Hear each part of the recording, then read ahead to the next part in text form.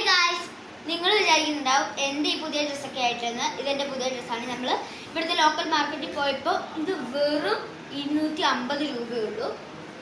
ഇതൊക്കെ നമ്മുടെ നാട്ടിൽ എത്ര രൂപയായിരിക്കും? കൂടുതൽ രൂപയായിരിക്കും, 1000-ന്റെ മേലൊക്കെ വരുമെന്ന് എൻ്റെ ഒരു തോന്നല്.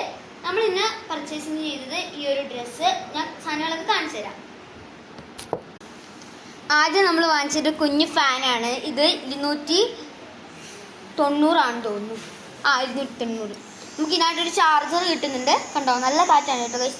പച്ചയൊക്കെ കേട്ടോ, നല്ല അടിപൊളി സാധനമാണ്. അടുത്തായിട്ട് എൻ്റെ അമ്മയ്ക്ക് മസ്കാര വാങ്ങിച്ചു കേട്ടോ. മസ്കാര,